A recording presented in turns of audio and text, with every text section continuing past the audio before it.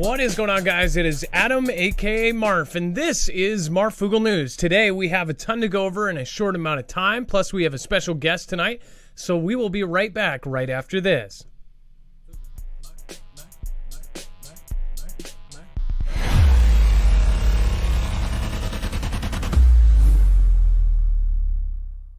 Nothing in the show should be considered legal, medical, or financial advice. The views of the callers can differ considerably and do not necessarily reflect my opinion, Dex's opinion, or anyone else who works with the show. You should always do your own research and consult with professionals. The internet is full of fake news, so please take everything with a grain of salt.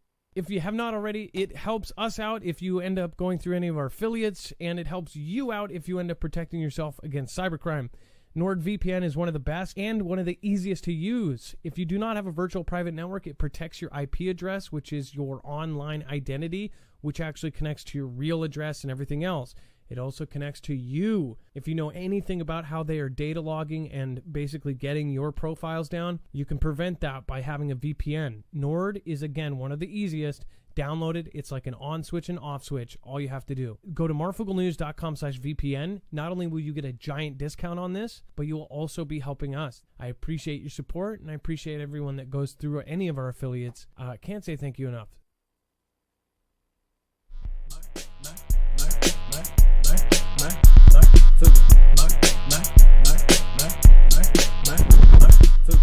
All right. What is going on, guys? It is Adam, aka Marf, and this is Marfoogle News. If you've never been here before, this is a live show, and again, today we are going to be going through a lot. So if you want to follow along, you can go over to our website, marfooglenews.com, and you can click on today's thumbnail. Now, it is very easily organized once you find today's thumbnail. This is not good, new, Clear Escalation. Once you click on that, you will find that it has every single article, tweet, video, picture, document that we're going to show you here today, including the images and the information from our special guest tonight. Again, that will be Wages World. We'll be coming on talking about the solar events happening at the same time as all of the earthquakes and all of the drums of war that are happening across the planet.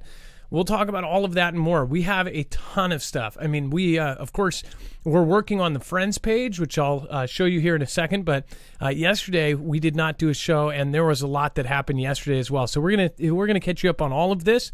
But remember, that website is not only there for you to follow along, but it's also there so everything is archived and searchable. So you can search news. If you remember me saying something and you want to prove a point to a friend and say, no, I heard this reported and I have a source for it, you can go right there and get the source. Let's bring in my co-internet brother, Dex James. What is going on, and how are you doing today? Well, hello, Adam, and hello, Foogle fam. I am doing just fine. So another edition, we wanted to let you know, yesterday we were working on the Friends page, and we have it up. So there is a basic version of this. Let's see here. And in fact, it's really easy to get to. If you go to our website, you'll see at the very top, there is a new option, which is Marfoogle TV. It says News, TV, and then Friends. So this page is the beta version, and this should load here pretty quickly. And again, it's getting there. Dex, it didn't. Okay, it's loading. So this actually has, not only we want to push up our moderators and the fellow creators around us, but this is also going to be something that we will actively try to get you guys to go and explore some of the Foogle fam members to give them a spotlight. First of all, our moderators do a whole lot in the chat for you guys to keep this a peaceful arena. Plus, since the beginning of this, a lot of our friends and family and everybody else, this is kind of a family affair as far as people share this with their friends and their family and their coworkers and everything else. We want you guys to know that we care about ours. So remember, go over to the mod. It says Meet the Moderator Team, who are also creators. This has all of their channels: Bones, CJ Blaze, Jammer One, Lisa Hall, PNW Affliction, of course, over on DLive. That's Chance Paladin. He is actually an author. We have a lot of very talented people, including Trinity Survival Game RJ Harris. On top of this, there are the Friends of Marf creators. These are all channels that we are not only verifying that are polite and amazing people, but will be informational or will add value to your life in some way.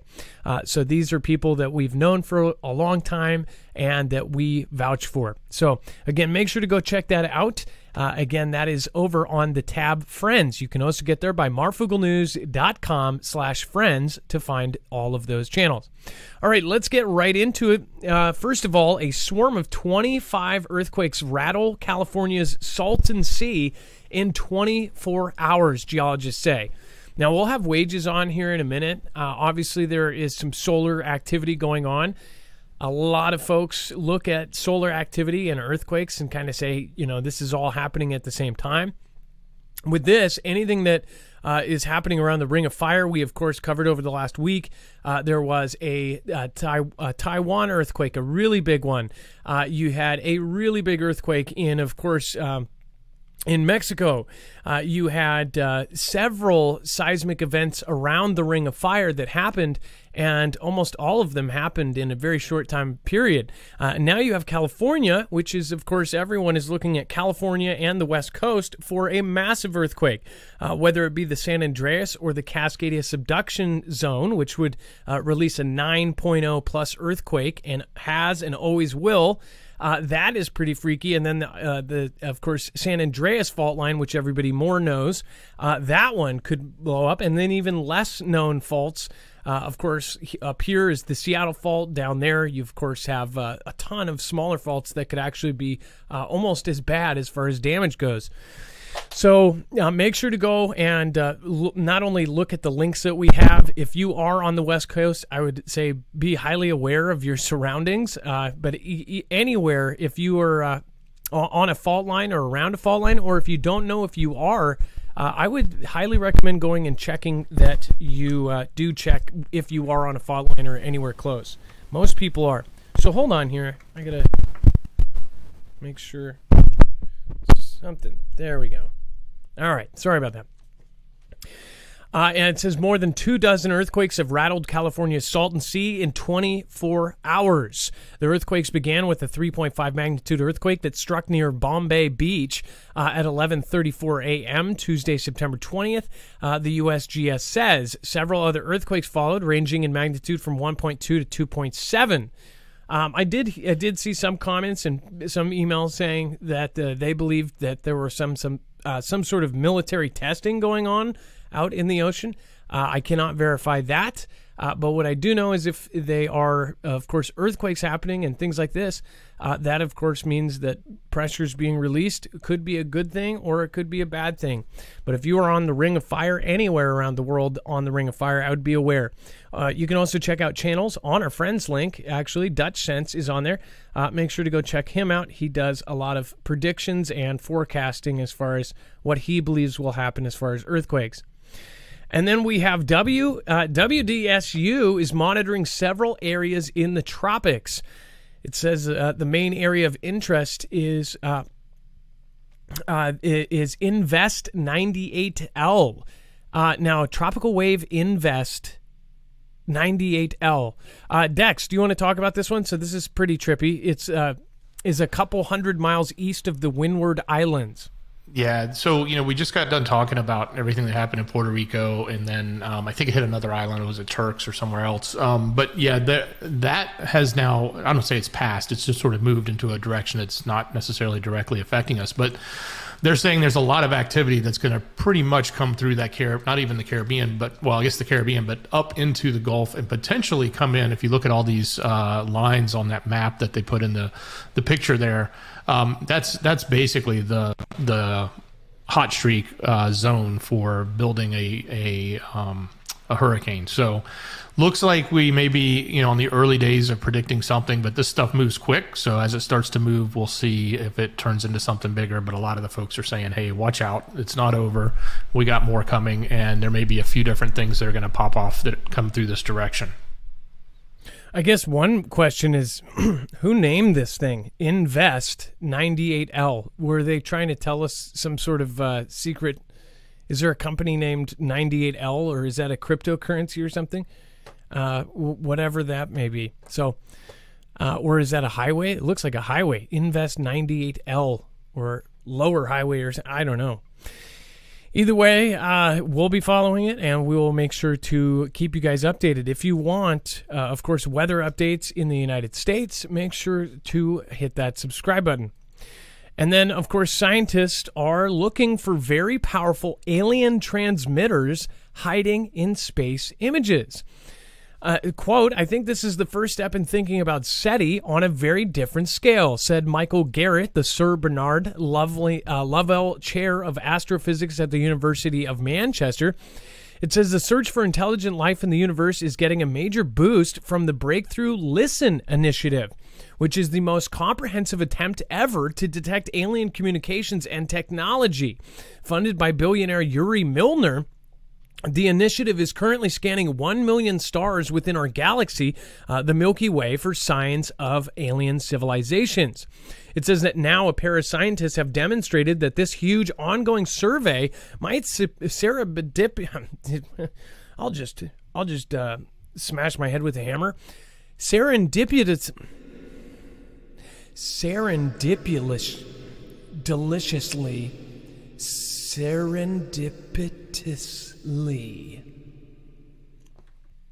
I think my jaw just broke. Serendipitously capture signs of aliens in even more remote locations, such as galaxies that appear in the background of images that are focused on stars in the Milky Way. These extragalactic objects are not the main targets of the Breakthrough Listen, but it says they could help constrain the prevalence of a very powerful extraterrestrial transmitter. It says, according to a new study posted on the preprint server Arxiv that is co-authored by Michael Garrett, who is the Sir Bernard Lovell Chair of Astrophysics, and it says that and the principal investigator for Breakthrough Listen, it says, quote, I think for a while we've realized that when we make a SETI observation with a radio telescope, we are sensitive to not only to the target star in the center of the field, but also a patch of sky about the size of the moon. So that means we could potentially detect a signal from other objects in the field. Garrett said in an email to Motherboard. Other objects in the field include foreground stars and background stars in our own Milky Way. Until recently, we didn't know how to make use of this fact because we didn't know how to distance to the distance to these stars. Fortunately, the European Space Agency launched a space telescope called Gaia in 2013 that has been rapidly filling in this critical information gap by measuring the positions, distances, and motions of about 1 billion astronomical objects. The Gaia mission, of course, has permitted us to measure distances to a few billion stars in the Milky Way. So when we look at these fields, we know the distance to quite a few stars that are in the background and the foreground to the target. So essentially, they are looking for, they say, a lot of folks say that they're closer ever to finding some sort of alien communication than ever. Until they truly find, that signal, again, it's going to be, I'm sure, a lot of kind of close calls until they either find something or they give up. But there have been a lot of weird fast radio bursts or FRBs that we have covered over the last couple of years. So we will definitely follow it and make sure to cover it. There are a lot of people here that are interested in this, so we will make sure to keep going with it. All right, and then Gen X Voice, thank you, says slow and steady beats the drums of war. Actually, I added that in because of that. Thank you for doing a super chat before the show even started. Thank you, Gen X Voice, and I appreciate that. Natalie D, Bunny Ha, and Terrence Fortson, thank you again for your support, and thank you for subscribing. Free Agent, Crypto Fett, and Nataya, Little Bear, B&B, and what was that? Satina Willerm. I almost needed the echo for that. That was bad. Well, welcome, and hopefully I didn't butcher your name too bad. And thank you for being here. And then revealed U.S. military bought mass monitoring tool that includes internet browsing email data. Dex, do you want to cover this? This is pretty crazy. Essentially what just happened here. Well, as we continue to think about what they're doing with those big computer systems that they've invested in, I know we've talked about a few times on our show here, especially the new ones. We're also seeing some of the technology that the military is buying, specifically being able to get to browsing data, get to email data and get to all this. Now, of course, they, probably have their own use case where they're saying, hey, we need it for military, et cetera. But we have to think about what else could be done with this, with either the access or B, the data. And why does the military need it? And is it going beyond what they would normally need for their adversaries or against adversaries versus the entire population or U.S. citizens, et cetera? So kind of a scary thought, but multiple branches have bought access to the monitoring tool that claims to cover 90% of the world's internet traffic. Just put that into perspective, 90% of the world's internet traffic. Well, and it's no surprise there as far as everything that has been going on with Edward Snowden and now everything that he came out with years and years ago, everything that McAfee said. And by the way, I watched the documentary about him on the run. I still cannot remember how to pronounce his name. Is it McAfee? McAfee? Is it McAfee is what I say. I don't know if that's McAfee. Right. Again, I think that's because he even says, yeah, I'm John blah, blah, blah.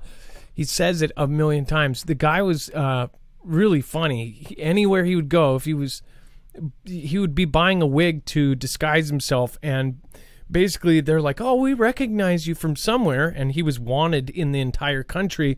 And he's like, oh, yeah, I'm John McAfee. I'm John McAfee. Oh, you'll see me on TV. Oh, I'm wanted for this and that. I'm like, what a dumb dude for being so smart. Why would you say that? Obviously, it was an ego type thing. But yeah, that guy, he also brought up a lot of this.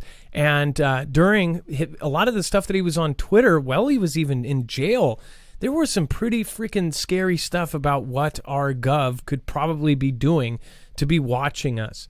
So again, this is what's funny. We've had people, say because we have an email list that, somehow we are trying to gather data. First of all, if you are on any social media platform, whether it be YouTube, TikTok, Facebook, wherever, you should know that literally you are signing a consent form for them to get all of your info. If the government wanted your info, it would have it. And that's the scary part about right now. Right now, the world that we are in, they don't need any of us human beings for that stuff. They have computers, they have cell phones, they have access to pretty much all of us. They can get into your cell phone camera, they can get into your fingerprint sensor, they can get into anything. That's why I've been telling people for years, like especially when they started doing the fingerprint sensors, the iris scans, the facial recognition to unlock your phone. I'm like, you used to have to be convicted of a crime for them to get that information. Now they can just call up T-Mobile or they can call up AT&T and be like, hey, can we get their fingerprints? Oh, well, we don't have that information. We're not allowed to give that out. Okay, sure. And then they send a McAfee in there and just get it anyways.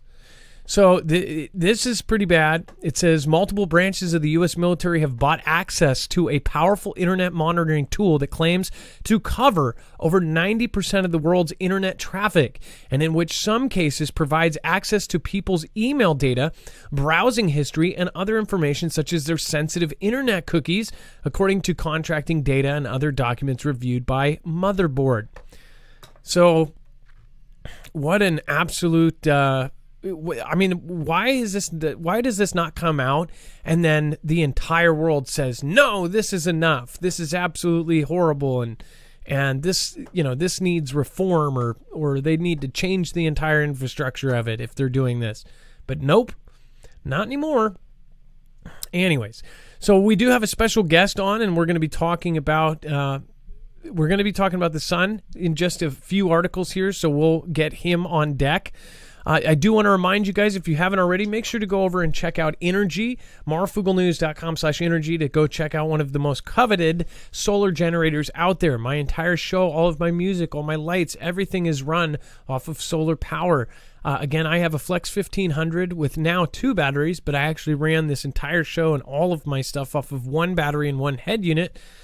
This is something I actually waited 6 months at one point to get because of the lithium technology. This is one of the most coveted because lithium is in super high demand and, of course, in low supply. And Energy is one of the best brands out there. If you want to get something like this, it's good to get one that is not only going to last for a long time, but could possibly last decades and decades. This is not, a toy that you play with for a year and it breaks down. This is something that can replace your power in the event of any kind of collapse or rolling blackouts or anything else. So this is a great thing because it is portable, it is modular, so you can even add mods that will allow it to actually take 3 times the amount of input. There's all sorts of great things, but as you can see, the middle unit there looks like a battery, but it's actually a supercharger unit. And what that does is instead of 4 panels, it increases your capacity to 12 panels, or in whatever combo, basically the amount of those watts. And that allows you to charge it in a third of the time. As it sits with 4 panels and good sun, you can charge this in about 3.5 hours. With 12 panels, you can imagine that would cut that in a third. So that is really awesome because, of course, if you can charge it fast, that means you do not need much daylight. Or you could have a cloudy day and still get that same amount of power. So this is a really great thing. Go to marfooglenews.com/energy, INERGY, to save up to $170 on certain packages. And then I would highly recommend their folding panels. Their folding panels are very easy. They have a handle. If you needed to get up and go and bring them with you, you could.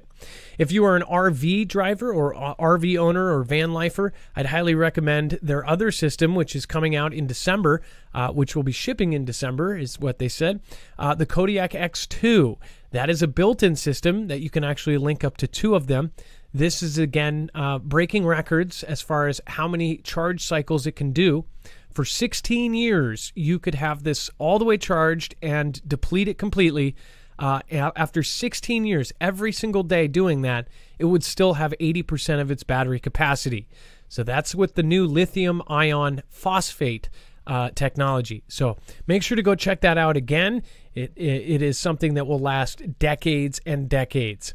All right, and that's, again, marfooglenews.com/energy. When you do that, not only are you saving money and getting something that could save your life or keep you comfortable in a blackout, earthquake, storm, or SHTF, but you are also helping our independent channel grow. So thank you. All right, and then Dex, do you want to talk about Ohio? Ohio. Looks like we have... Hey, Adam, are we going to hold up on wages? So I actually have a couple more articles before that, so we could do that. No problem. But let's see here. If he's already on, we'll go right to it, and then I'll go back to it. Yeah, I'll load that up. So do you have him ready? If you have him ready, let's just get him on. He's ready. Okay. Wages is live. Wages, you are live on Marfoogle News. What's going on? Hey, what's up, Adam? Hey, Foogle fam. Good to be here. Haven't talked to you guys in a minute. Yeah. It's been a few weeks now. Well, you've been busy. So, yeah. So what is happening right now? Obviously, you see there's a lot of seismic activity. What do you believe is happening with the sun? Well, there's a lot of things that are actually going on. I mean, we've got the seismic activity, and something else that I think people kind of sometimes overlook is the fact that a couple of years ago, we had some hurricanes in the Gulf, and we got hit with some solar flares right where those hurricanes were at, and it almost immediately intensified them. And it's actually pretty well documented now. So we know that the sun and space weather most definitely affects all of us, and almost immediately. And I would even argue the fact that the sun controls pretty much all of our weather. It's a big deal. But the earthquake stuff, that also, believe it or not, the hurricane thing comes into play there too. I'm not sure if you've ever talked about that or not, but sometimes the hurricanes will go over certain areas, and it actually will, have a better chance of getting earthquakes in those areas. And that's actually these past about the past week, we've seen that. One that was over in the Pacific, and then the one down in the Atlantic also. There's last couple hurricanes right there, really, really close to where these bigger earthquakes popped off. And something I noticed, with the earthquakes the other day, the one that hit Mexico, I always go and I check the national buoy, the tsunami buoys. And one of those was going off in event mode, but I also noticed at the exact same time, there was a buoy going off on the east coast of the U.S., like right off the coast of New York. So this is like thousands of miles away. And, why would that one buoy just be going off at the exact same time as the other one, as this earthquake went off? So it's just kind of, we do know that that energy does go through the earth. And I'm not the earthquake guy, but I do think the space weather has a direct effect on it. And they're trying to tie that all together now. But if you want to go to that first capture, Adam, you can do that. And because this is really, really interesting, and it's really pretty significant. Once you get to that first capture there, you'll see numbers on there that says 1, 2, 3. And what those are, this happened back on the 18th. Those 3 sections of the sun erupted at the exact same time. Okay, and this is in the southern hemisphere. Wow. And all 3 of them went right at the same time. And I've been talking about this, I don't know, for a while. I didn't know if there was any science behind it or not. And there actually is. There was a, if you want to go to that next capture, Adam, I'll talk, it just kind of ties into it. Back in, I believe it was 2010, August 1st, we had an event very similar to that, but there were 12 eruptions at the same time. So everywhere you see a little yellow, like a number or a letter there, all those things erupted at the same time. There's a separate eruptions. And so they started digging into that, and there is a lot of science behind it, just like we have fault lines, because the Earth's a big rock. Well, the sun actually has a magnetic field that has faults. And what happens is these things, they call them separatrix or something like that. It's a kind of a weird thing there. But if it's connected the right way, that magnetic line will actually get moved, and it can trigger this big, huge, this chain reaction like dominoes of solar flares and CMEs and filaments. Because the one back in 2010, all of that happened at once, and all 3 of those things I just said, filament, solar flare, and a CME, multiple, fired off the sun almost like immediately. There was almost like no space between each eruption. And really, you can only tie that back to magnetics. That's about the only thing that moves that fast. But you can clearly see it. And, Dr. Tony Phillips did this article, and he's the guy that runs spaceweather.com. And he did a really good article on that. So please go check that out. I think he posted that article, I believe it was the 19th, I think. So if you guys go over there, you can check him out. But he wrote a really, really good article on that. I would definitely go check that out. But and the reason I'm bringing this up is the fact that the sun is extremely, extremely active. But what is kind of a rare thing going on right now is we've not seen hardly any of it come at us. And that, the last time that I think I spoke to you guys, we were talking about G3 level storms, and we had a bunch of them all at once. If you guys can kind of remember back to there, but it definitely, the sun is still active. Just because it's not firing at us doesn't mean that things aren't going on. We've had things pop off the back, and I'm talking like big ones. So if you go to that next one, that's actually a video. If you skip the 40 seconds into that, Adam, you'll see where I really want to show you. You'll see a sunspot on the right side of the sun there, northern hemisphere. And what it does is it fired like 4 M-class flares, like back to back to back to back to back. And they were significant flares, one of which would have been an X flare, but the sun was actually blocking some of the X-rays from getting to us. If you So it would actually be off to the right. I'm not sure if you could scoot that image over or not. That's okay. You could see it I was trying to if find where the bar was to control it here. Okay, hold on. So you said 41 seconds? About 41 seconds, yeah. That would be the perfect spot to show. Okay, here we go. But go ahead. Yeah, go for it. And you can just let it play, and I can talk while it's playing. It's not a big deal. I just want people to see it because these happen like boom, boom, boom, boom, boom. And I slowed it down right there because that was the X flare. That most definitely would have been an X flare if it was facing us. Now, I bring that up too because you see the big CME there that popped off there with it. So if that was facing us, which it was facing us a couple days before that, and we've been seeing that a whole lot this sun cycle. You know, there's a phenomenon called Earth facing quiet, and it basically just talks about how things when they get in front of us, they quiet down. They don't start. You know, there's something there scientifically, and they haven't really pinpointed it yet. But it's definitely a phenomenon that we're seeing over and over and over and over again. And so, yeah, but there are still things happening with us now. We're actually predicted to go into a geomagnetic storm here on the 23rd. It's going to be low level. It shouldn't be much of anything, but, you know, things change. And, you know, last time we were talking about things not being much of anything, we had 4 satellites fly out of the sky. So, then that just points to things that are, you know, are kind of progressing. They're progressing in a way that we kind of expect it almost now. We've talked about it for so long. Heck, you've talked about it probably even longer than I have with all the magnetic, you know, shifting and the poles and all that kind of stuff. But yeah, that's definitely, and if you could go to that number 4, that's actually a video too. If you want to play that, that is a picture or a video from LASCO C2, and it's the SOHO Observatory, and it's the satellite that's about 1 million miles closer to the sun.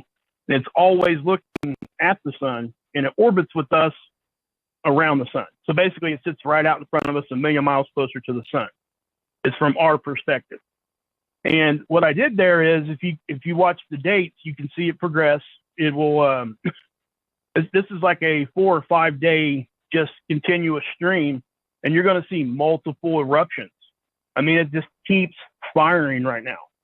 And again, we can only dodge this bullet so many times, right? And you can kind of see halo eruptions and everything going on with that. Now, we did have one that might have been giving us a sideways blow, but we didn't really see anything from it. So again, none of these are firing right at us. And this is, again, our luck is not going to hold on that. Now this is just a matter of time before we get hit. This is something that does hit Earth, and before we are only in the first couple centuries of having power and electricity and sensitive components. This has happened throughout history, just thousands of times, hundreds of thousands of times. But we did not have electric grids. We did not have satellites. We did not have GPS. We didn't have any of this when we got hit with the last big one. When we got hit with the last really big one, a Carrington level event, that was when we were, the highest technology of the land was a telegraph wire, right? Or the telegraphs. Yeah. And the telegraphs caught fire, and even the headsets that the telegraph operators had, those caught fire, and they had to throw it off their heads because it was so extreme. Their units just, blew up in front of them.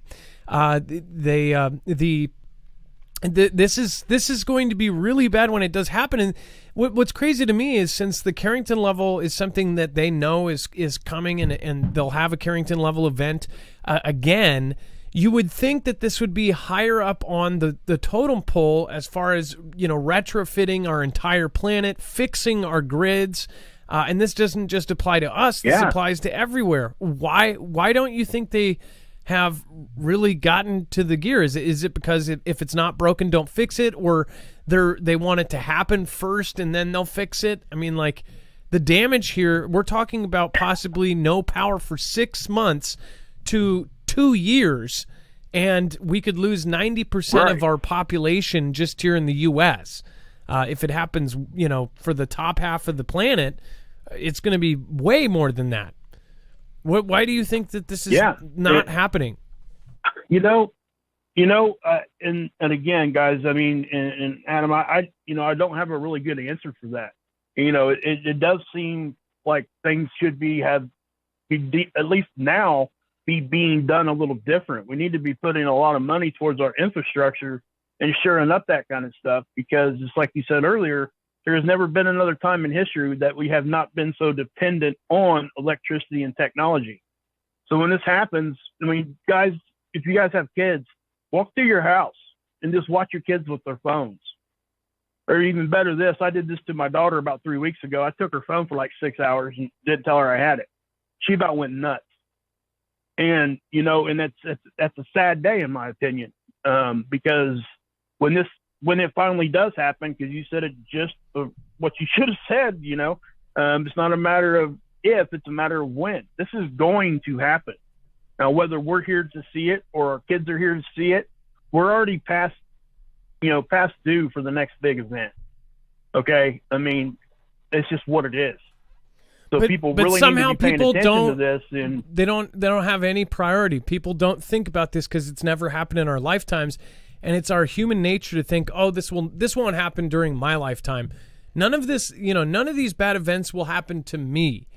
But yet, all of us are looking at this and going, okay, this is overdue. It happens on average this many years. We're years past that, and we are now set up to where it will absolutely crush us as far as how much computing and electricity that we are dependent on, and all of the internet and everything is now connected.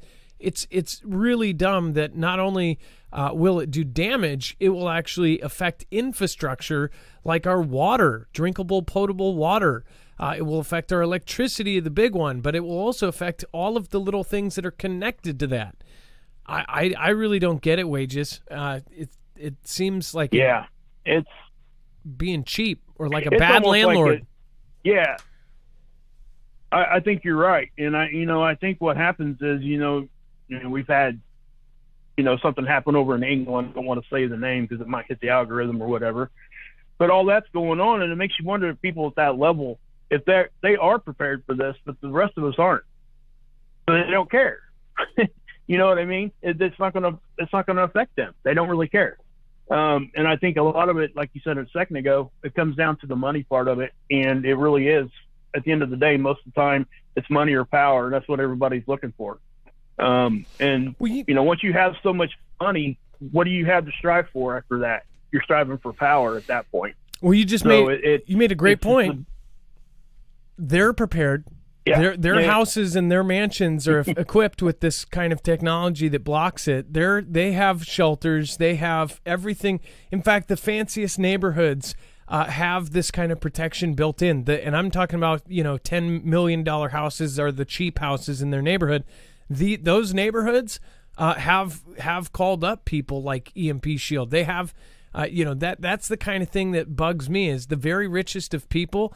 They're setting up to protect themselves, but again, they're not signing the check to protect the general public. They're building walls so the general public can't get in. All those gated neighborhoods, and I'm not talking about like the regular gated neighborhoods. I'm talking about the ones, the ones that politicians and the very elite, not even the regular A-list stars, like the people that are in the billions, those people are protecting themselves.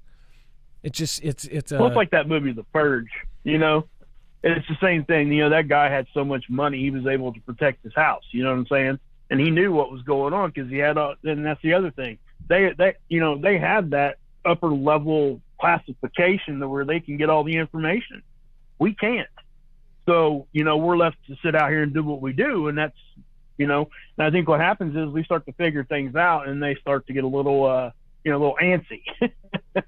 So, and they have addressed the infrastructure in certain areas, even like, and I'm not sure why, because I guess that would be a good research thing to do, because a lot of places now electricity's underground, and that's not necessarily going to protect you from a solar flare. I mean, it can't help, but there's other things that need to be happening, and unfortunately, it's just not. And, you know, I really don't have a whole lot of good things to say about all that, you know, and I've, it's just such a hard thing to wrap your brain around, that why would that be happening? And we're still out here doing what we do. And, you know, and thanks to you guys in this channel, you know, I got a generator on the way. Well, it hasn't shipped yet, but it's stuff like that we need to be, you know, telling people about. And I'm so glad that you did, because, and if you guys are new here on this channel, please understand that he was talking about this before he even had one, before he was sponsored, guys. Okay, so this is stuff that it matters, is what I'm trying to say. Okay, and if you can get yourself around that, and I was just researching that new thing, the new equipment they have now. It's a great thing too. It really is. It's an awesome thing. My son just bought a trailer, a pop-up trailer. He's actually going to get one of those for that. So it's actually pretty cool. And they're totally different, though, wages and that. And I think you went with. I think most people should go with the Flex, but I think that the Kodiak has its own kind of. They have their own pros and cons, but yeah. Did you just get the main unit with the battery, and did you get any panels from them, or? Yeah, I got the foldable solar panels and that. I think that, you know, I was talking to Dex. Dex has been very helpful with me on that. And, you know, and also, guys, if you guys go over there and you can just get on their email list, they'll talk to you. They'll walk you through what you need. And that's, or at least they're going to suggest it. And what I noticed when I was talking to them, they weren't really trying to upsell things. They were just actually trying to figure out what I needed for my purpose. And I thought that was cool. I thought it was really cool that was like that, because you don't get that a whole lot of places. Yeah, no, they're a smaller company. You know, they know everybody. It's like EMP Shield. Like, you know, if you call and then you get somebody on the phone, and then if the other person's not there, they can go across the warehouse and grab that person. So it's really cool. I had to call for my stuff because I was wondering where it was, and they ended up saying hello, and they were like, "Oh, is this Marf, the actual Marf guy?" And they ended up. I ended up talking to two people there, and they were the most polite people I've ever met. I mean, and they went above and beyond to see where my stuff was, and so the thing but people should have gas-powered generators. They should have, you should have something, but most people are looking at it and going, well, we don't have the ability to do that yet. But the thing is most people, they will save up, or even if they can't save up, they'll figure out a way to get something, that's fun. But people don't get stuff like this where it's a survival thing. So that's something that we all need to look at. So wages. That's a great point. As far as you want to finish up here real quick on yeah. So we have a couple more images left. Do you want to go over what this is? Yeah, I'll go over it real briefly, man. That way you can get back to your show. I know I get it. That's a coronal hole, guys. That was actually facing us. It's actually fair. It's a really sizable one. And this is the culprit that's supposed to be giving us a geomagnetic storm here on the 23rd. It is, when what you're looking at, that's an image from SDO, and I show this all the time. And I'm sorry if there's people here that are new, and I sometimes I forget to explain this well enough. It's a satellite. It sits out in front of the Earth, much like the satellite I showed you guys before here earlier in the show, and it's always looking at the sun. But it's in geosynchronistic orbit, which means it stays over the same spot of Earth. It rotates around our axis over the same place. If you were to look down, you would see the Pacific Ocean all the time if you were standing on that satellite. But it always keeps its eye affixed at the sun. So, kind of rotates like that, kind of like Lord of the Rings, I guess. I don't know. But anyway, that's what the image is here, and it's extreme ultraviolet, and they put a filter on it, and that's a 211 angstrom, the purple view there, and that's a spectrum of light, and it allows us to see different gases. And it's so important because we see so many different features. If you were to look at the 304, you would see like these dark shadows, and those are filaments. You can barely see filaments on this one. So that's why we do what we do with those those filters. But the corona has actually opened up there. What you're looking at is the surface of the sun. It's not a hole in the sun. And the reason why it's black is because it's colder. And I know that that's hard for people to wrap their brains around, but the surface of the sun is colder than the atmosphere. And that was the main reason that they say they sent the Parker SP out there, the one that kissed the sun. So that's what you get with that. And they're trying to figure out why the corona is so much hotter, right? And they did come back with some pretty good data on that. But that one there, if you want to go skip to the next image there, Adam, that would be cool. What you're going to look at there is that the color difference, I believe is it the magnetogram? What you're going to look at, you're going to see like reds and blues in these, reds and blues in those colors. And I want to, I know the one right there in the front looks really, really big, right? And it is. That's a very sizable sunspot, but it has not really been active. The only time it really has done anything is when that was part of the one of those was one of the three I showed you guys at the beginning that fired all at the same time. But the sunspot off to the left, okay, that sunspot was the one that has just been completely exploding, and it's already made one lap around the sun. This is its second time through, and it's it actually shrank, and now it's getting bigger again. So, we're gonna have to watch this one. This is one that shot some stuff at us, and we're not talking small things either. We're talking sizable stuff, and this thing is active. It's already firing stuff off. It's not nothing really really huge, but when you have your X-ray already at a higher level, it doesn't take much of a flare to really give you a really good shot of some massive X-ray. And so and again, guys, that would be affecting radio propagation. That's one of the biggest things that we see from the flares. First responders use that kind of frequency to communicate. So when we're getting hit with flares, they're having problems communicating to the first responders. And again, guys, I have to stress the fact that when we get hit with these things, especially during a hurricane season, okay, you can clearly see the direct correlation to the intensification of hurricanes when these things hit. And it's to the point now where it's so obvious, at least to me, that it's almost like laughable that people can't, or like fighting against that at some level. I don't get it, but even mainstream has kind of accepted that. But you still see people out there trying to go against that. I don't get it, but it is what it is, But the flare thing, guys, and earthquakes, hurricanes, massive lightning storms, guys. When we're getting hit with this stuff, it's adding a bunch of electrons to our system, and when that happens, it's going to intensify. It's going to cause more electrical storms, more intense ones. I'm talking like massive ones. We've seen massive floods. I mean, all this stuff is tied together, and we would be remiss not to kind of recognize that, and because it does help us come to a better solution. And if we can get enough people talking about stuff like what you're doing and what I'm doing, at some point they're going to have to address it, because we're not going to allow it to keep moving unless we do. So, and I think that takes all of us, and I appreciate everybody here in this community. I would like to mention something else too here real quick. I have a second channel, if you guys didn't know. It's a drug addiction channel. I'm a recovering addict, but it's called The Lifeboat.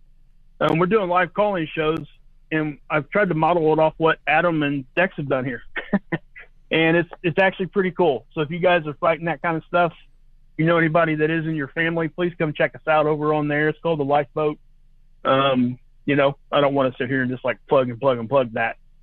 That is my second channel, and I have a passion for that because I've kind of beat it, and I know that a lot of people in our community, it's amazing how many people in our community fight these things. Okay. It's in every family. And a lot of it's because Wages. It's in every family. It's in every, I don't think there is a single person here that doesn't know somebody who is affected by it.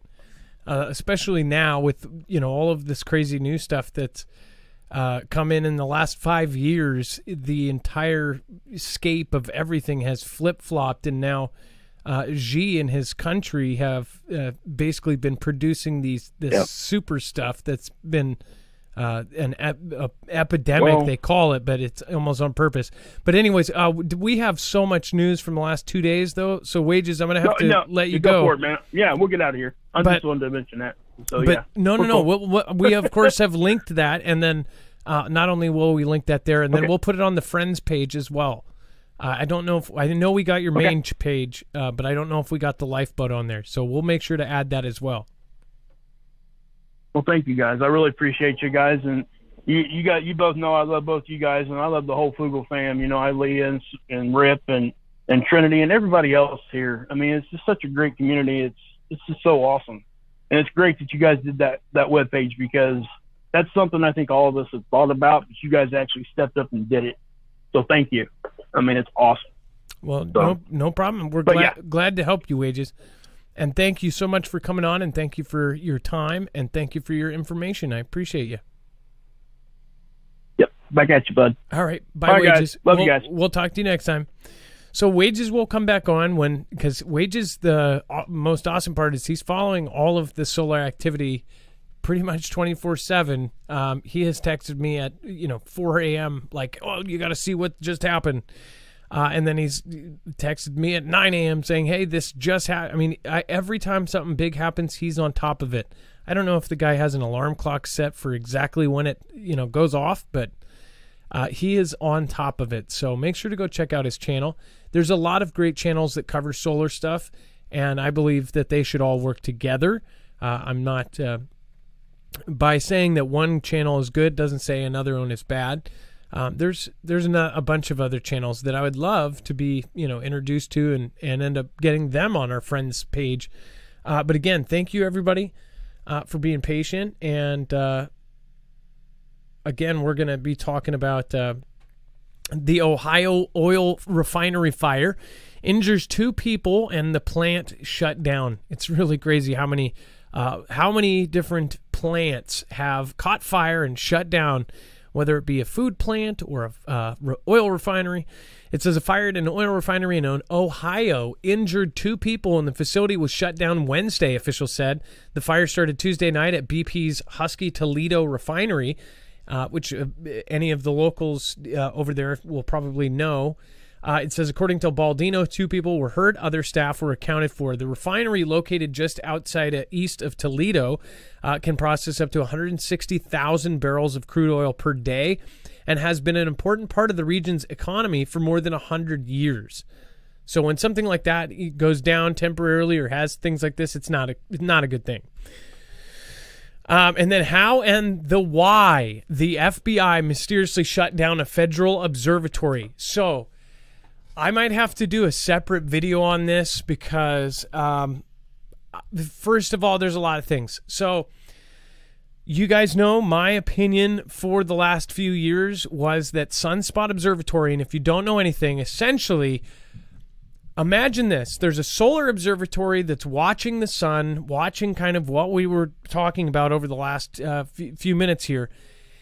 And all of a sudden, Black Hawk helicopters and possibly Chinooks. Locals have said that there were Black Hawks and at least a couple sheriff helicopters and Chinooks, potentially. First of all, the fact that there was even one Black Hawk helicopter there is absolutely insane. Come swooping in. They go in. They shut down the observatory. They evacuate and basically get all of the residents within a certain area out. They shut down the local post office for 11 days. And then later, a few days later, we start getting tiny details, and they said that it's related to this person, a janitor, that apparently had some sort of huge, pictures of young ones, but inappropriate ones, right? And then it was some big ring. First of all, there was, at that same time, there were many other observatories rumored to have shut down. And by the way, I thought it was just federal-owned ones, but other observatories, solar observatories, were rumored to have shut down at the same time. The rumor at one point was at least 9 other observatories shut down.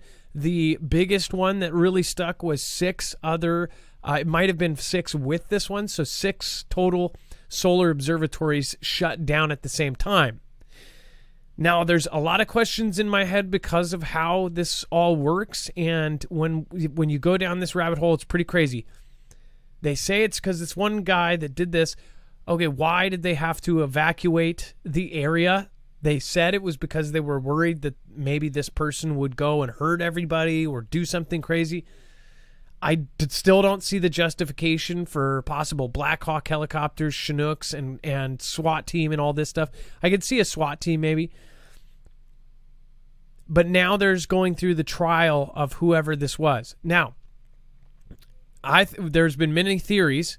This has been so crazy on the back end of the internet. People have said that possibly they spotted an asteroid coming from the sun's direction, and that's why they shut down the post office, because they didn't want any information to leak out about an impending hit to Earth, like a don't look up scenario.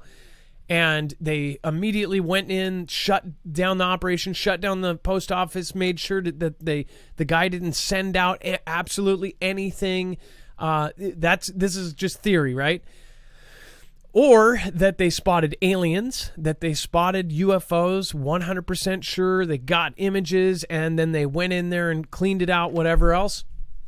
And then the official story is that he had this CP, we'll call it CP, ring going on, and that there were pictures and all of this. Still don't get the evacuation of the people. Could kind of see the closing down of the post office to make sure, because that post office may be on the same kind of government network of that area. It's kind of a remote area from what I have heard. The only way that I think that the response that they had and the other places shutting down, if it was truly a CP thing, instead of them catching something in the sky and something happening where, they don't want the whole world to know, the only way that I could think, in my mind, the only way that it could be CP related is that if it's tied to the very, very top of the world. Like, we're talking about names and people that are involved in decision making for the whole planet. That's how I could see Black Hawk helicopters coming in. Shortly after this, I will say one thing that adds to the CP thing is the fact that EpiPen that all happened shortly after this. So remind you, this was in 2018. It says the full details of what happened at the Sunspot Solar Observatory in 2018 finally came out at trial. Now, for some people that just cements what it was. This is whatever. First of all, they have put human beings that are possibly even, agents, paid, whatever, and they go through a whole trial rigmarole, and then they go into witness protection, and they're the patsy. People have volunteered to do this. Usually they don't have family, whatever else, and they'll take the fall for something. They say that they're sending them away, or in one case, they said that the guy was executed, and he ended up living a whole life out. This is a totally separate thing, but this was like with mafia stuff, right? They'll have somebody take the fall and then live the rest of their life out, sometimes even get some sort of surgery to get a different nose or different eyes, and then they'll move somewhere and they'll live the rest of their lives out peacefully, right? So for some, they're like, oh, well, now this is trial on this guy, so this cements that, what it was. Personally, I didn't get the whole, all of the other observatories shutting down too. And I'm thinking, and this is a janitor. This wasn't the guy running the place. This wasn't a scientist. This was a janitor. And what is being said, I believe, is that he was using his laptop on their internet. Dex, do you want to comment on this? I know that you kind of played devil's advocate for both sides of this, like whether it be a crazier thing than what they're saying, or if it is what they're saying, I think that it goes way, way deeper. If it is truly what they say it is, I think people were involved at the very top. Like, that's the only way that I could see them using this kind of force, this kind of use, evacuating an area. Like, that's weird. Yeah, a lot of these actions and a lot of these claims and stuff are really weird, and you try to piece it together. Only a few things sort of make sense. What they came out in the trial to me from a technical point of view was that, they have their own IPs, they have their own network, they have their own sort of infrastructure, and maybe there was something in that that caused, the investigation to have to go in and spend more time in the facility versus just dealing with, a traditional business or a traditional setup that has like a commercial account where they would just go to the provider and get all the data they need from the provider. So if this is really true and what was happening, then obviously they may need to spend more time in that, in the network topography of that location, and as well as what other locations were, interconnected with it. So that could be the other reason why the other locations were shut. But if that's the case, is it really just, a janitor and a laptop, or is it something much bigger, like you said? Because imagine this, if you wanted to look at the sun at that moment, all of the solar observatories were like, nope, we're not doing anything right now. We're shut down. It just seems to me like maybe there was something there or somebody caught it. Here's an alternate reality where I think in a lot of these things over the last few years, the more logical thing or the crazier thing ends up being true. What if they did catch, again, these solar observatories would catch, a difference or something coming from the sun's direction. They always say that the dinosaur killer type of thing, if we did have an asteroid coming our way, that it would most likely come from the sun's direction because we can't look that way, or at least it's much, much harder. We don't discover things until they're a couple hours away. Most of them are coming from the sun's direction. They say a planet killer would most likely come from, I believe I want to say the Oort cloud or the sun's direction. There's two big places they talk about these things coming from, and that is one of them.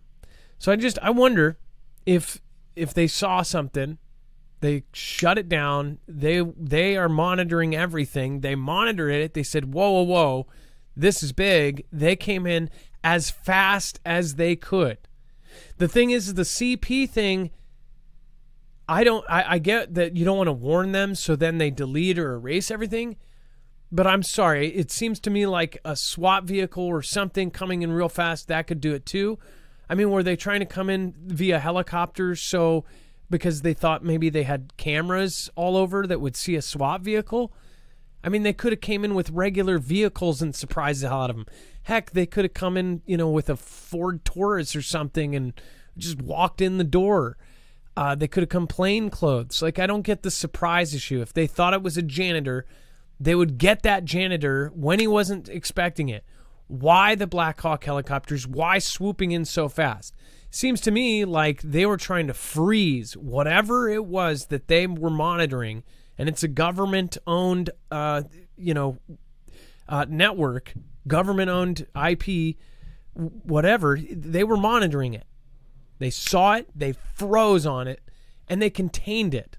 They even shut down the post office. The whole thing is just absolutely mind-boggling weird in my head, and it has bothered me ever since. Around that same time in 2018, we had all sorts of weird things. We had the false missile alert. We had all sorts of crazy things going on, including some actually think the false missile alert was not a missile at all, but an asteroid, and that's why it had a big, or some said that they saw a big flash off of Hawaii, that possibly it was an asteroid that burnt up and did a sonic boom and blew up over the water. And they thought it was a real one because it was somehow going over the horizon or something. I don't know. And maybe they would have said it was an asteroid if they didn't send out that accidental false missile alert or something. I don't know. There was so many weird things in that year. There was the submarine crew from Russia that they said 17 sailors perished stopping a planetary catastrophe. They said that they saved the world from a planetary catastrophe on a top secret nuclear sub. Go back to that one if you don't believe me. The reality is crazier than the fiction at this point. And then 4 unnamed police officers injured, 1 assistant killed after protests, according to the IRNA. It says that out of Dubai, 4 Iranian police officers were injured and 1 police assistant perished from injuries on Tuesday. The southern city of Shiraz following violent protests, the official IRNA news agency reported on Wednesday. It says on Tuesday evening, some people clashed with police officers, and as a result, one of the police assistants was killed. In this incident, 4 other police officers were injured. 15 protesters were arrested in Shiraz on Tuesday, according to an official quote.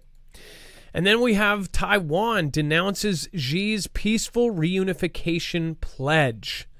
So essentially, Xi has put out this pledge and said, hey, we want to do this peacefully. We don't want to fire anything. And they're saying absolutely not.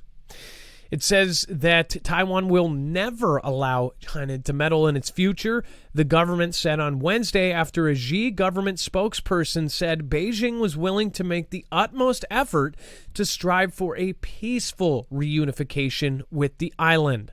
Xi claims democratically governed Taiwan as its own territory. Taiwan's government rejects sovereignty claims. And Xi's country has been carrying out military drills near Taiwan since early last month, which, again, a lot of people don't realize they are still out there. They are still surrounding the island in a ton of places. There's at least 4 places out of the 6 that they were where there's major presence.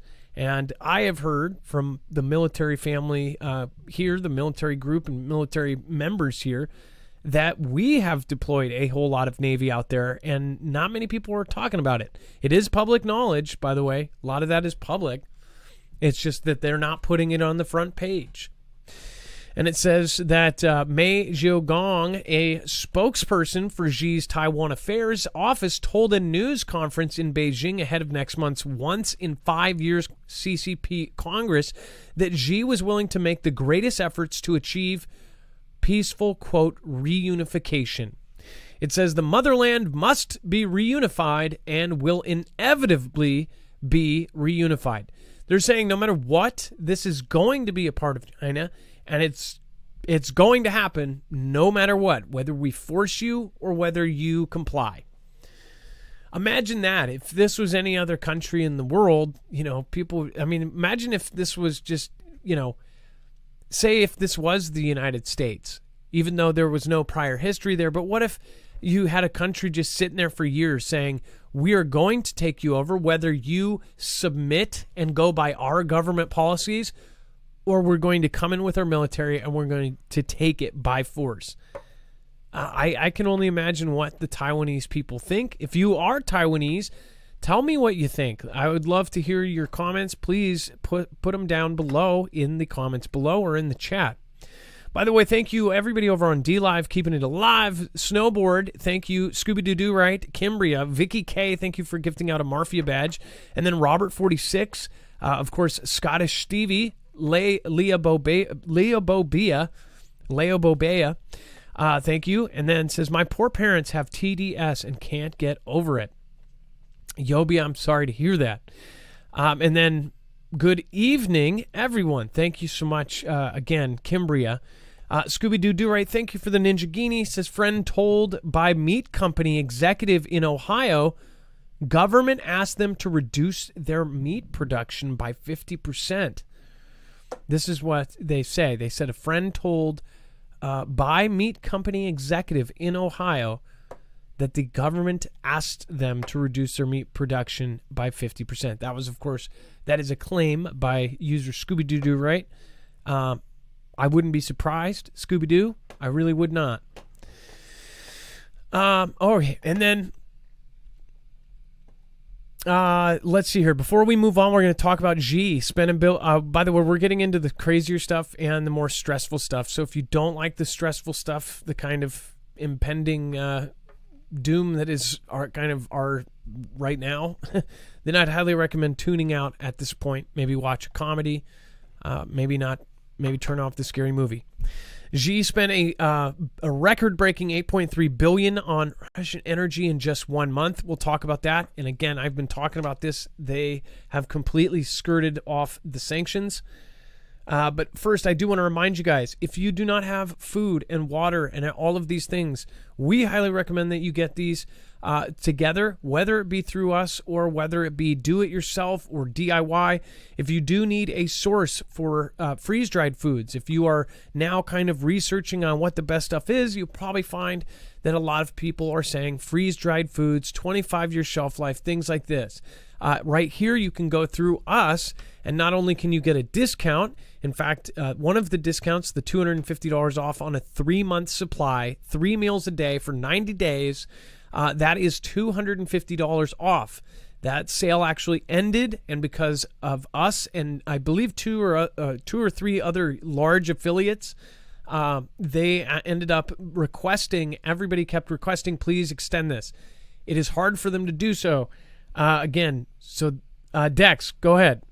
Yeah, and they actually changed it up. So you got 20% off on that, and they also added some new sales. If you go on to the rest of the website, you'll find the rest of their new sales just for the fam and everyone that goes through our link. So I just wanted to clarify, 20% off, big discount. Yes, it's huge.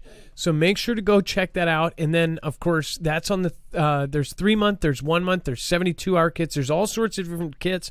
But mainly, it has all of the food kind of laid out for you. All you have to do is add water back in. Freeze-dried foods are great because it takes out all of the moisture. It is a way of preserving food to keep it, basically keeps all of its flavor, and it can last for years and years and years. This is a good way to not only prepare yourself and get stuff that will end up, possibly saving your life in a future event, whether it be SHTF, an earthquake, a storm, or a rolling blackout, or just your store doesn't have food, you can turn to this. This is a good way to do that, and you are helping an independent channel. We do not have a multi-channel network. We don't have a billion-dollar conglomeration behind us. We have you. So we thank you, everybody that goes through us. This is stuff that you are, obviously we're all here for a reason. This is our passion. That way you are killing 2 birds with 1 stone. So again, marfooglenews.com/prep. Again, they have all sorts of great stuff. They have the Alexa Pure Pro. They have battery banks. They have survival books. They have iodine tablets. They have everything there. So make sure to go check it out. marfooglenews.com/prep. PREP. All right, Dex, do you want to talk about this? So I have talked about this since before when you even watched my show. This is pretty bad.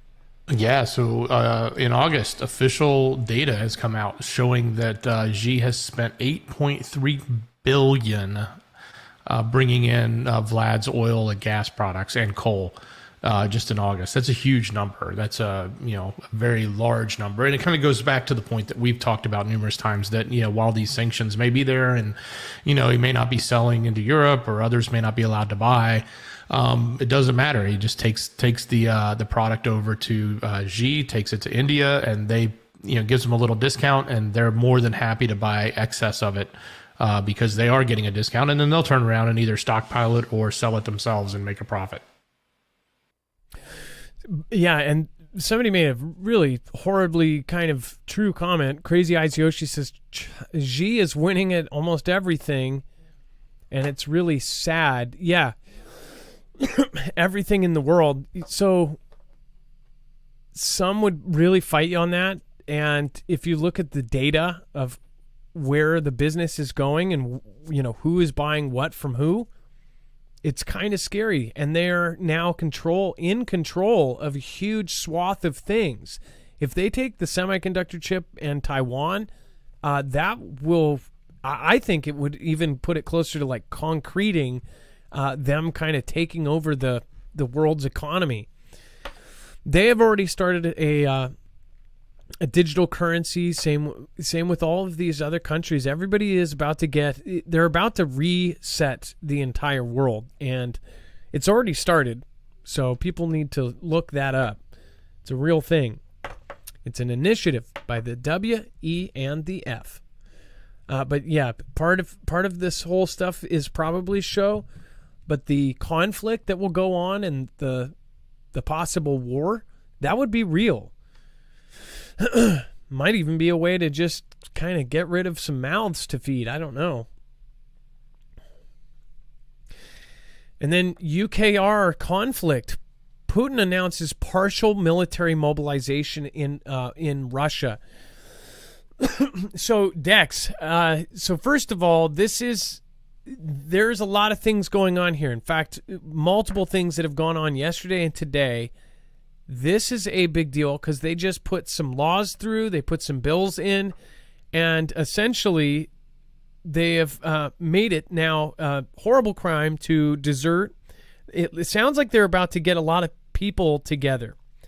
They're estimating that they're calling up somewhere around 300,000 reservists, and that's a significant number.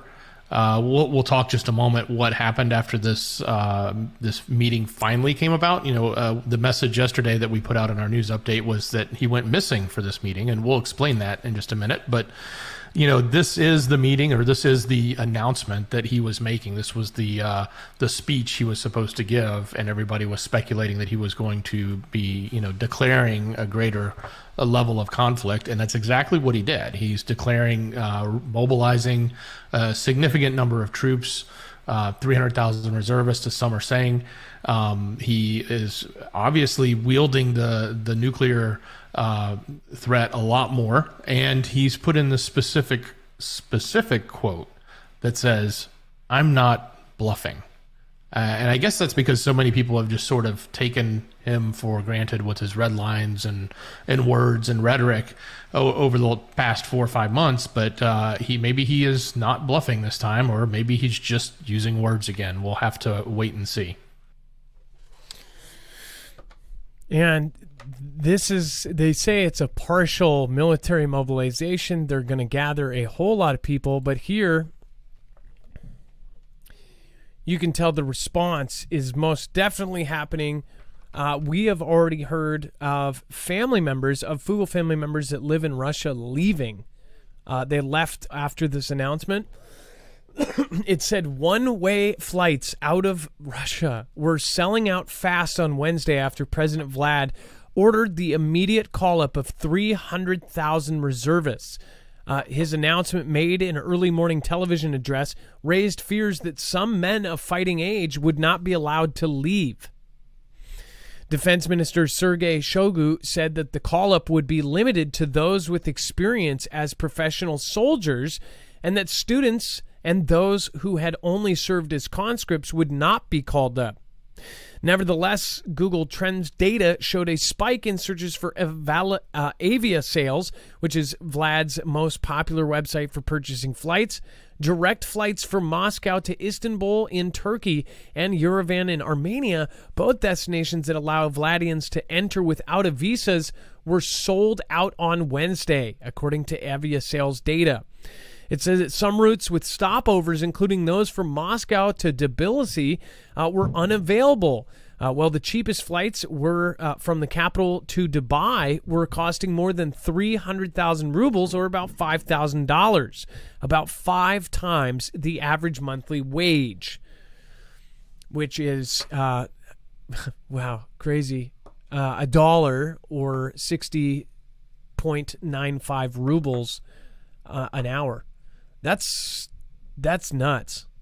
Wait, is that right? Am I reading that right?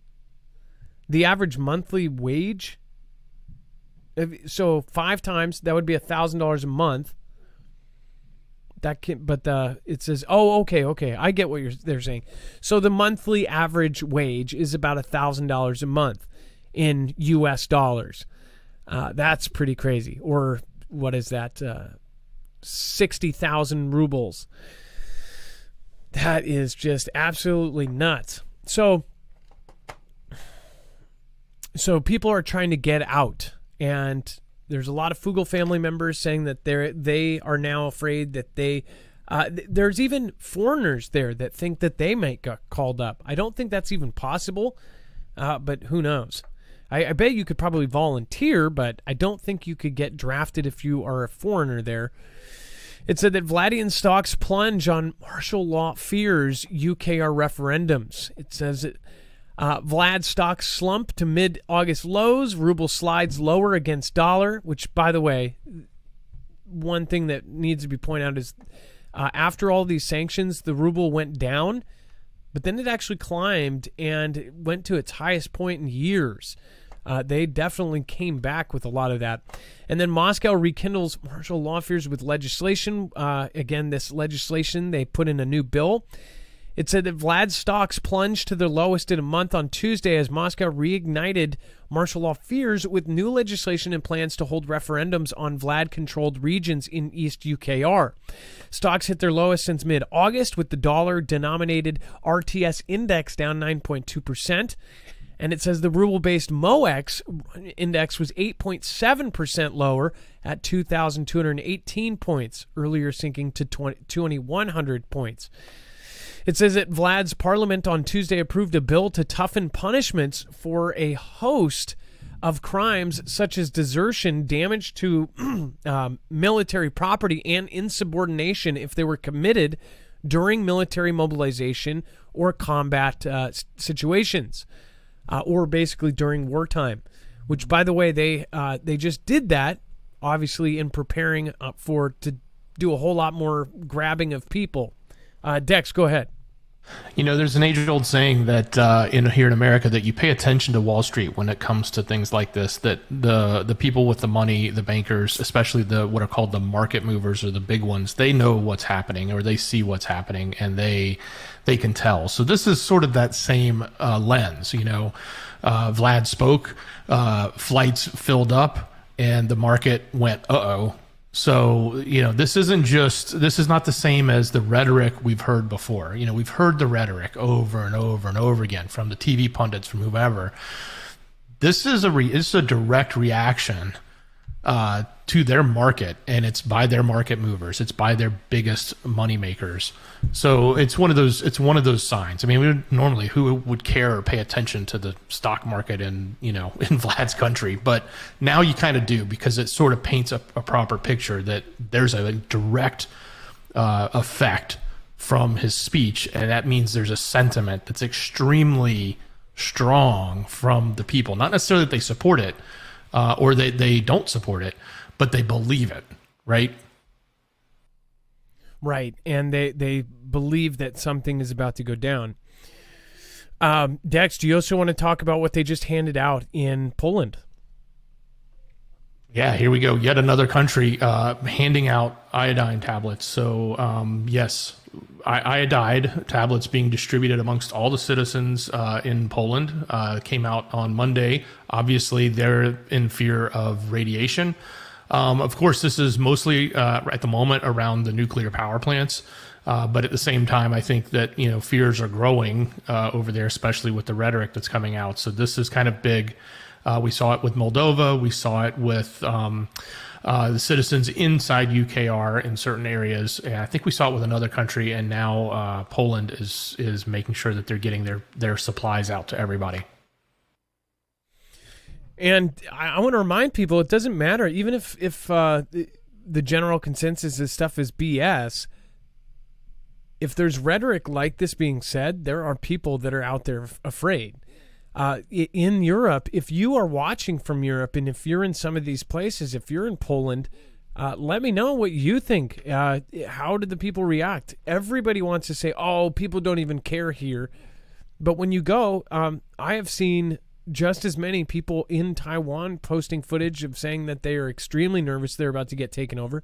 I've seen people in Europe posting tons of, and these are tiny channels, just people getting on and posting videos about their experiences or vlogs, tiny channels in all of these countries of people saying that they are afraid. So what we're listening to is media, interviewing a couple people on the street and then taking that as gospel. When you see the real people that are over there, a lot of people are very nervous. So the system's done its job. It's made people definitely afraid. Is something really going to pop off? My thought on this is that we are, and I agree with whoever just said that we've already started WW3, that it's in its process. WW3 is not the end of the world, at least in my opinion. They're going to use all of this gear that the military-industrial complex has been producing nonstop for the last 5 years, and longer than that. But 5 years that I've followed this, The production has shot through the roof to the point where Raytheon has missiles piled up in their freaking parking lots. Every minute and a half, they're producing a giant missile. Crazy stuff. And then Vlad orders Vladian military industrial complex to immediately supply troops with munitions and analyze Western weapons. They're taking these factories and they are forcing them to do this stuff. This is what we saw in major conflicts. Real quick, I want to remind everybody, like we were talking about earlier with solar events, if you want to protect yourself against that, make sure to go over to marfooglenews.com/EMP. EMP Shield is the same company that's been outfitted by agencies like DHS, DOD. They have been working for those agencies, such as DEMSO team, helping protect the Texas grid. You can get the same kind of protection for your home, for your RV, for your cars, for your trucks, for your motorcycles, and even your energy solar generator. Again, the only products that we have here are ones that we personally use, that we believe in, that we think are going to save your life, that are going to make your life easier in any kind of horrible event. I believe we have something coming, and it's not the edge of the planet and everybody's going to fall off, but I do think it's going to be hard times for all of us, and most of you agree. If you don't, I would highly recommend just follow what is going on, and I'm sure you'll get partially there, because unfortunately, if you do follow what's going on right now, one of the largest threats to us here in the U.S. and to Europe is a possible EMP/CME event. So I'd highly recommend going over and checking this out. This is a device that is wired in very simply to the car. The car is the easiest one to put in. Takes about 10 minutes. Many of our Foogle family members have done videos on how to do it. Again, there's plenty of people that have done videos on it. I believe Bones actually did a video on it, a really good one. So make sure to go check those out as well.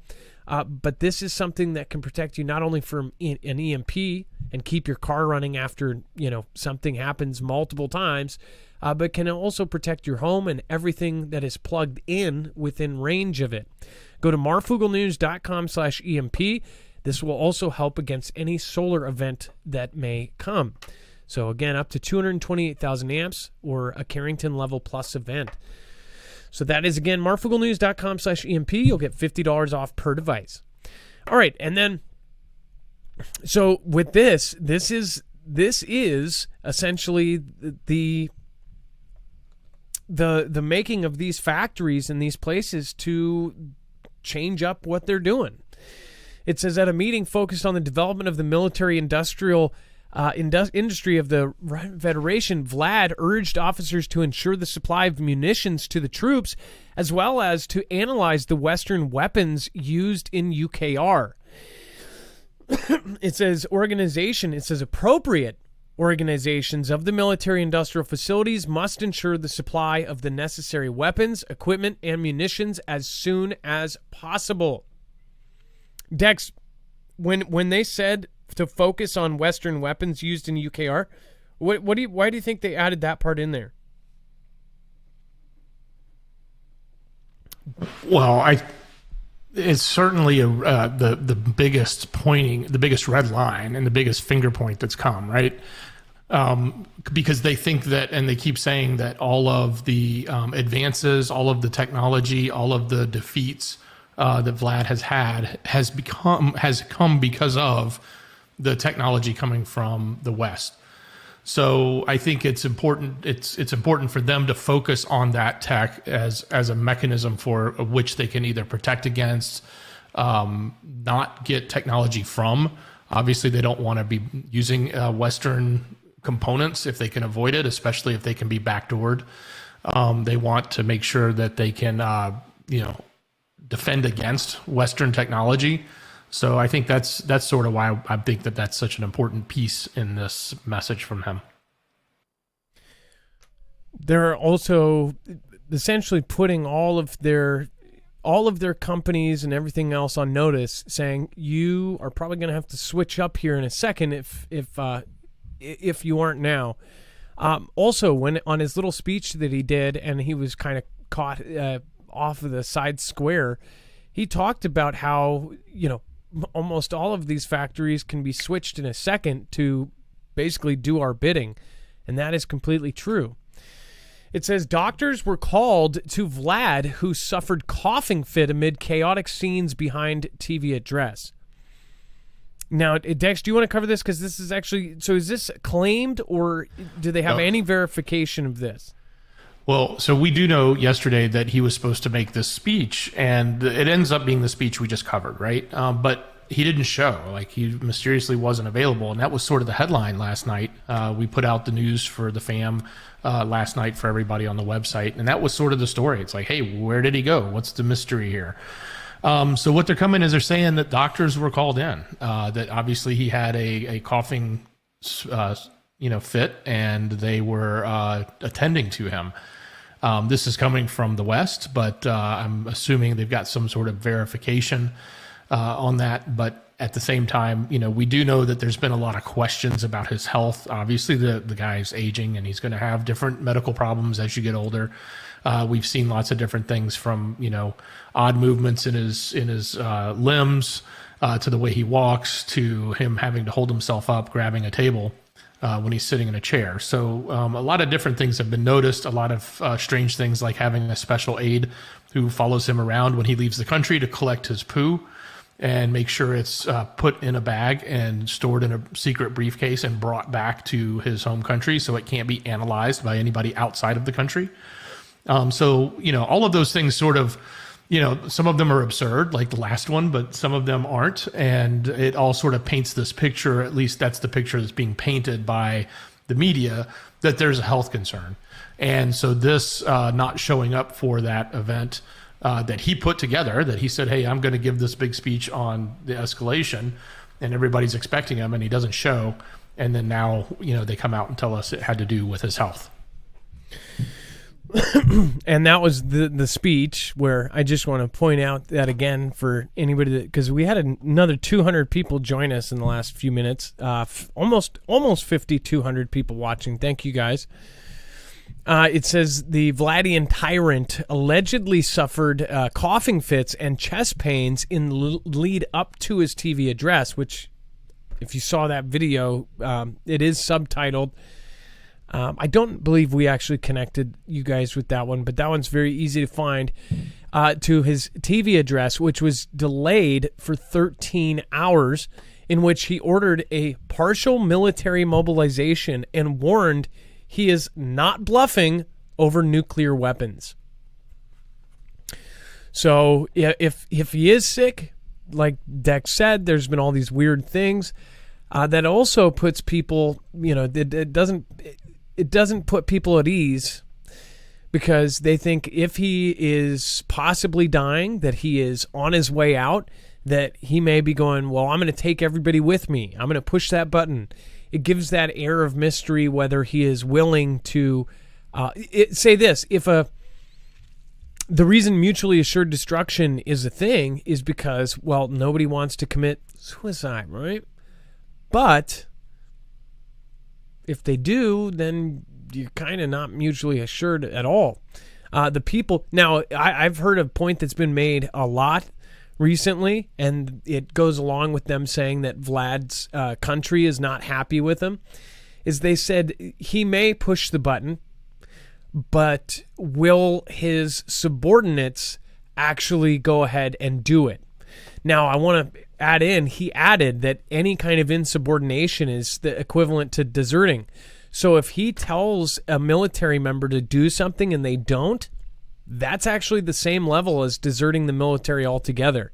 So they did add in a special piece in that bill that was insubordination. I don't know if that has anything to do with it, because a lot of people are saying that even if he did want to do nukes, it's not just a button. It's a process, and other human beings are involved. Would those other human beings want to say goodbye to the world? Probably not. Dex, go ahead. Well, and Adam, going back to your point that you've made numerous times in the show, and we've tried to talk about, is that the likelihood of full-on, global nuclear event is probably not what's being talked about here. What's really being talked about here is probably tactical and regional and localized. And I say that because when you think about the global aspect is, Western Siberia where all of their equipment is underground, and that's the stuff that we, sat, in the cold conflict for a long time. That's the equipment that gets used for that. They have some other missiles. They have some stuff like their hypersonics, but they also have, that's not necessarily as significant as the fact that they've got, the big stuff that sits over there, but that's not what's necessarily used in UKR. I think what's more likely to see happen, and the reason I say that is, imagine this, if he does push a button and says, I want to do that, like you said, it's got to go through 3 chains of command. It's then got to go out to those groups. Those groups have to move these giant concrete barriers that open up, right? Signals are sent through all of their systems, and I promise you that our intelligence group probably has all of that and monitors it all and would know. So we would actually see it happening, and it probably doesn't happen from the time he pushes a button. It doesn't necessarily happen within a minute, within 10 minutes, within 20 minutes. It probably takes about anywhere from 30 minutes to an hour for that to wind up, when I'm talking about the global scale. Now, what's more likely is something much smaller that's on the back of a truck that they do have along the border, that they did put in position, and they've got all these, smaller type localized missiles that are used, and putting a tip on one of those, which would be more tactical, is probably the more likely event, because it's just going to look like the launch of anything else that we've seen over and over again during this event. And that's what would happen, and that would not necessarily set off the warning bells across the globe. Of course, the actual event when it happened, or the explosion when it happened, would. Everybody would be like, what's that? But it's not the same as them opening up every silo in Siberia, which are all pointed at the west, so to speak, right? There's 2 totally different scenarios here. Yeah, and it would be more likely that they would do almost a publicity stunt and do one big event or one tactical event somewhere to do shock and awe type of stuff, and then to force the hand of everybody. Most people would react insanely afraid of that, and that might change things. We don't know. By the way, Joseph Newhouse, can we get the official pronunciation of Caribbean, or is it Caribbean? That was pretty funny. And by the way, when I first saw that comment, I cracked up, but I didn't get to it fast enough. Uper Viking, hey, not much to say, just praying for the Fugel fam and have a great day. Uper, I hope you're still around, and I'm sorry it took so long to get to you. PB Ben, or P Ben, thank you so much. Love you, Marf, and shows. Wages knows, love too. Stephen McMahon, how much would it cost to totally harden the grid of one medium-sized state? Stephen McMahon, I have a pretty good answer for that. A whole lot less than it would be to fix it. I don't know if you're seriously asking, but the thing is I don't think if that number is out there yet, because I'm sure they should have that number out there, and I'm sure that it's a whole lot less than we probably just shipped away to other countries for them to take care of themselves. And then Mir504, thank you for the super sticker there. I appreciate that. Mir504, I appreciate you. Stephen McMahon says, my Flex arrives this month, but how many solar panels should I get for it? Well, if you only got the head unit and 1 battery, I would say 4 is perfect for that. You could literally start out with 1. I plugged mine into just 1 panel, I think for it was all the way drained with the 1 battery, and I had the other battery fully charged, but I wanted to charge the other battery, and I was just being lazy. I carried out 1 panel, and I put it in pretty good sun, but we had the smoke and whatever, and it charged I want to say 30% in 2 hours or something. Seemed like it was really fast for 1 panel. But 1 panel is supposed to do it. 4 panels is supposed to charge it in 3.5 hours. So if you cut that in a quarter of that, but then also think about how sunny it is, and you're not always going to get 100 watts. You're going to get a little bit less than that on cloudy days. But yeah, Stephen McMahon, I think you're going to be excited, even if you just get 1. Plus, you don't have to go with theirs, but you do need their cord. As long as you have their cord adapter thing, you could even get 1 from Amazon or wherever. But I highly recommend those folding panels, and I would get 4 because that's how much it can take without the mod. And then Nana of Montana, thank you so much. I appreciate your support. Thank you for being a loyal watcher, and I appreciate you guys sticking around for years at this point. Same with Uper Viking, Stephen McMahon, Joseph Newhouse, Gen X Voice, Wendy K, Natalie D, everybody that's stuck around for this long. So thank you. And I mean, it's like a joke at this point. So if you don't watch this show very often and somebody just brought you in, or you watch once a month, we have covered this every night. Every night. Some person in Vlad's circle has perished by a weird event.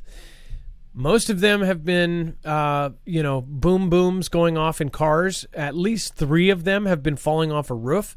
One of them now is falling down several flights of stairs. It says another former Vlad ally dies after falling down several flights of stairs as 8 cronies are mysteriously unalived.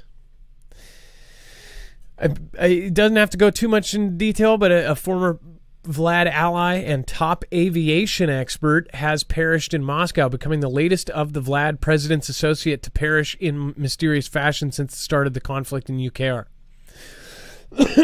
Mind you, we just covered that Vlad is actually taking a whole lot more precautions right now traveling. There was an attempt on his motorcade the same day that there was an attempt on Zelensky's motorcade. Or they said that it was an accident. In Zelensky's case, a vehicle basically rammed the car that the motorcade that Zelensky was in. In the case of Vlad, there was a big bang. That's what we got out of the translation of it. And essentially there was a loud boom and something tried to happen, like they did an IED or something. I don't know. But this is yet again, and he mysteriously fell down some stairs. Do you guys believe he fell downstairs? Lukashenko says he will not let Vlad be stabbed in the back. Ready to alert military. This is, again, Lukashenko from Belarus.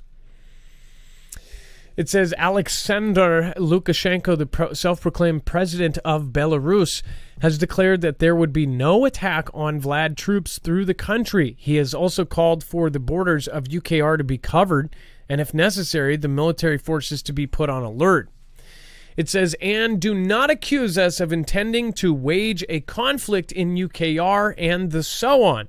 We have to protect our fatherland. As for support for Russia, I once again reaffirm there must be no attack from behind, to the side, from the side, or from the flanks on Vladian troops through Belarus. And there will be none. So Dex, he's essentially saying you're not using our land to attack, right? But not only that, he is putting his military forces on alert. Right. So it sounds like, he's always been on the side, right? He's had gave the position for the troops to be in there, to set up the bases and stuff on his borders for them. So no surprise here, but at the same time, if you think about the fact that, he really hasn't put his troops across the border, they haven't necessarily engaged. So if he's willing to take it to that level, if it's a matter of taking that plus the 300,000, then that's a big number. That's a lot of people. So I don't know how big of an organization Lukashenko has, but it is significant when another country joins in. So if he's willing to do it, or if it's just rhetoric, we'll have to see. But this is all coming together at the same time. Like, you had Xi and Vlad together. They made their big pact, or reaffirmed their big pact. Then Vlad comes out with his strong statement. We got Lukashenko coming along saying, I'm with him. This is all hot on the heels of Vlad being sort of pushed back. And UKR looking like they're doing all these great things and winning. At least that's the media's point of view and the perspective, and it pretty much is, because we can verify quite a bit of that. So all of this seems like it's all coming together to a big head right now. And what'll come from it? Like, is it just going to be hot air, or will there be something significant? And I think that's the big question. Everybody's sort of sitting and waiting to see what comes from it. It also this sounds like a setup for something to happen in Belarus. So just my personal opinion is watch Belarus, they claim or say that something happens there, and then they have to they end up putting in their troops because they said we're on alert, and if anybody attacks from any side anywhere through Belarus, then we will basically get our military involved. And then chilling footage shows flesh-melting thermite rain boom booms blitzing UKR town as Vlad steps up barbaric tactics. This is also something that happens during conflict time. Whether this really happened or whether it's being said to happen, we have had so many Fantastic Freddy's over the years that it's insane. But it shows a video showing flesh-eating thermite bombs raining down on UKR village as desperate Vlad steps up his attacks on civilians. And they notice how they say desperate Putin. They always have a verb behind it. Scared Putin or despicable Putin. It's not. The only reason I point this out is media, no matter where it's coming from, is just remember when. Well, I don't know if anybody could remember. Remember when there was non-biased just information and telling people information of what happens? When it is biased, then, remember non-biased news sources? Yeah, I don't either. But I'm just saying, if you have an opinion on either side, then it's pretty hard to relay information without having some sort of slant to it. Terrifying footage shows the night sky in Ozern village and the Donetsk region lit up by a chilling rain of sparkling, burning thermite. Go ahead. This, and by the way, this happened right before, or I should say this was reported, but right before Vlad gave his speech. The other thing I noticed, though, and this is something, we'll have to watch how the West reacts, because, this is a game. It's as much of a media game, a PR game, a Ganda game, however you want to put it, from both sides. But one of the things that started to bubble up in the MSM and the Western messaging was this whole notion around, use of bio and chemical, right?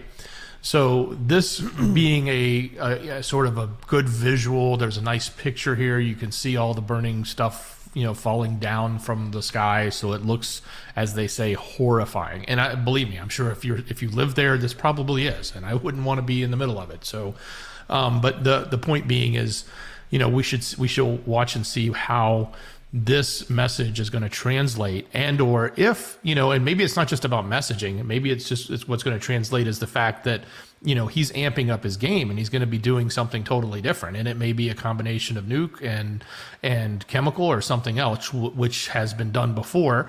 Or it could also be that that's what they're going to accuse him of. You never know. There's three sides to every story that, each side and then the truth right in the middle. So we'll have to look figure at the it out war or pay attention, but yeah.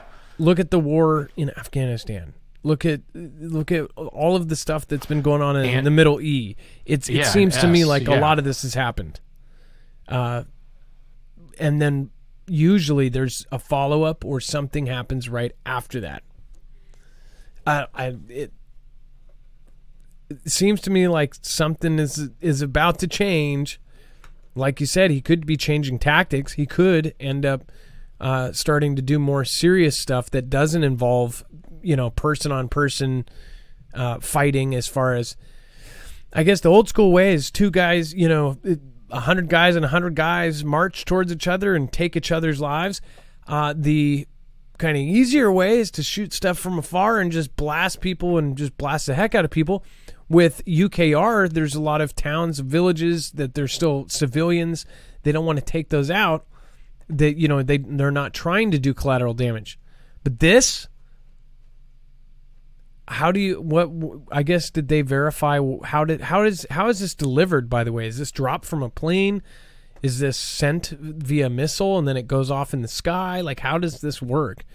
Again, if you're a thermite expert, let me know. Write me a comment. All right, and then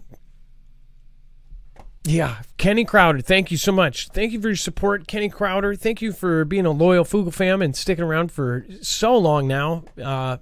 You are, again, one of my original subscribers. I was just saying the other day, somebody was saying that they were here a long time.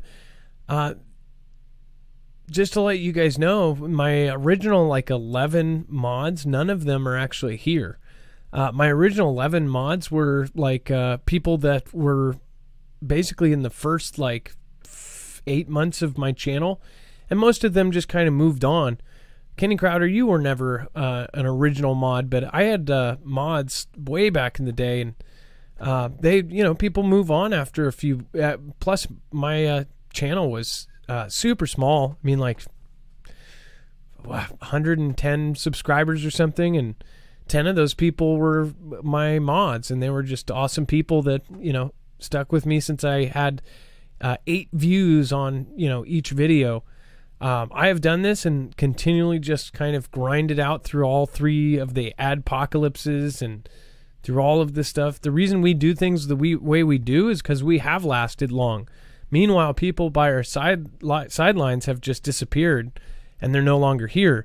One thing to keep in, we're in an information war, and if you're going to go into war, are you going to wear a bright orange vest, or are you going to wear camouflage? That's the best way to put it. I believe one of my mods came up with that, but yeah, it's a really smart thing. Or maybe it was Dex. I don't know. I can't remember. Well, it was Dex. But yeah, it makes perfect sense when you actually think about it. There's a lot of channels that are just not here anymore. Wolf Boy, oh boy, thank you for subscribing. Linda C, thank you for your support. You can always write a comment there. I know you know that, Linda. And Bandy Bear, thank you so much for your support as well. Thank you, everybody that has supported us tonight. Everybody over on DLive, Kimbria, thank you so much. Everybody that stopped in tonight, everybody that was active in chat, thank your mods. And then make sure to go over to the marfooglenews.com/friends. You can find all of our mods there and all of our Foogle fam creators, as far as creators we've worked with in the past or had on the show, or I've been on their show, or again, we've done panels together. All of them are there. So make sure to go check out. These are all channels that we currently vouch for. Again, that could change in the future, but for the most part, all of those people are people we've known for years, and through time and time again, they have been polite and amazing people on and off camera. That matters a lot. And then Dex, let's go on the web only. We've got tons of crazy stuff going on right now. Oh, wow. Yes, we do. So don't go anywhere. There's a lot to talk about here in a very little amount of time. So if you head over to marfooglenews.com, click on the thumbnail for the show, or open the description on YouTube, you can get to the show notes link. It'll take you to the page with everything we just covered. It'll let you see the wages content that he's got and a link to him. But then you'll hit this yellow bar that's called overflow, and this is where the rest of the story is happening. So there's still some more updates from Vlad. They actually removed some submarines, allegedly. At least the UK intel is saying they removed some submarines from the Black Sea. They're claiming they're doing that because of security. I don't know if they're repositioning for something else. Or maybe they're just trying to look like they're moving and then not. Submarines are very mysterious, and you can't always tell where they're going. There was a trade for some soldiers. They released a couple of veterans that were captured in UKR. The Pontiff over in Rome had something very big to say. You want to check that out. The message I was mentioning earlier about biological is in here as well. And some interesting statements about the weather that's been going on, specifically from UN, because they had their big meetings. Also, Gore is in the news, basically quoting Revelation, or at least trying to draw a correlation to the book of Revelation. Of everything you want to know about what's happening in the T-Man saga continues to go on, and it seems like they just ramp that up every day, something new. So a little bit of what we had yesterday and a little bit more from today, it's all in there. And I tell you, this stuff is stacked. There's so much content in the overflow right now. So make sure you go there and check it out. If you've been following what's been happening with some of the migrants and where they've been locating or showing up, that's in there. Also, the Pillow Man's in there, as well as the big lottery, that $1 billion plus lottery that nobody claimed. It actually got claimed by 2 people that said they were going to share it, and they're actually allegedly going to share it. So that finally came out. People were wondering when that was going to happen. So that and much more. Head over to marfooglenews.com, click on the thumbnail for the show, or open up that show notes link that's in the description on YouTube. It's the first link. It's so easy. We make it right there. One click. You can get right to everything we just showed you. Imagine that, $1.3 billion, even after taxes, and if they wanted the whole chunk or whatever, there's still hundreds of millions of dollars. Like, that's, oh my gosh, that's so insane. I thought when it got to like 1 billion, I thought that it was 1 or something, because I bought 1 lotto ticket that time, or 2. No, what it was. Yeah, it comes on 1 piece of paper, but I think I did $20 worth of that, and it was just for when it hit 1 billion, and it was 2 hours before. And the only reason I did it is because everybody was in line at the gas station. I'm like, why is there such a huge line? Like, I thought they were giving out ice cream cones or something. I thought JB was there, knighting people or something. I don't know. But it turns out that they were like, oh, they're about to do the numbers, and it's $1 billion. Could you imagine winning that kind of money? I couldn't imagine going from a normal person to a billionaire overnight. That's just, it's funny because you see most of the people that do, and they somehow go through all of their money somehow. Or they'll, the other extreme of that is you'll see somebody win $1 billion or $100 million or 13 million or 20 million. And they'll go, well, I bought a new dishwasher.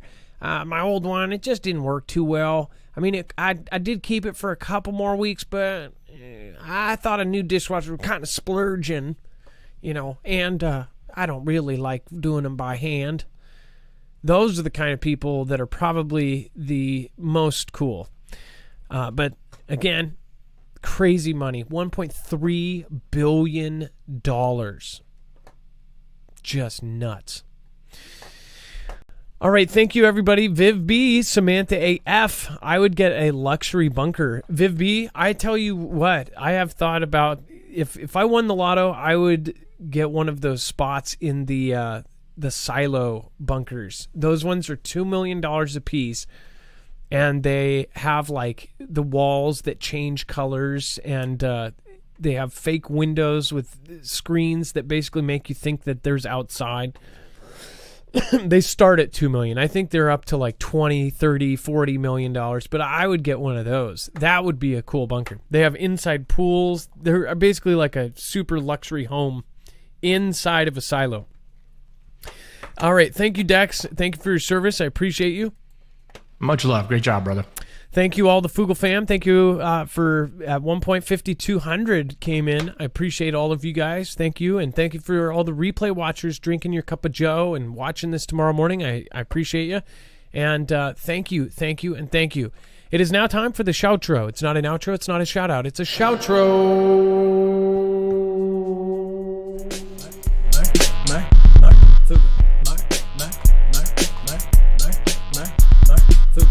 Where I say thank you to the people that matter most. You.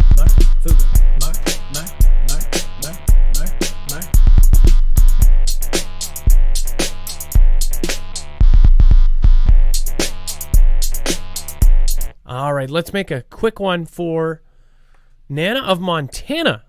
Nana of Montana. By the way, Samantha AF, Survival Game. Aaron Mitchell, thank you for being in the chat. Mm-hmm.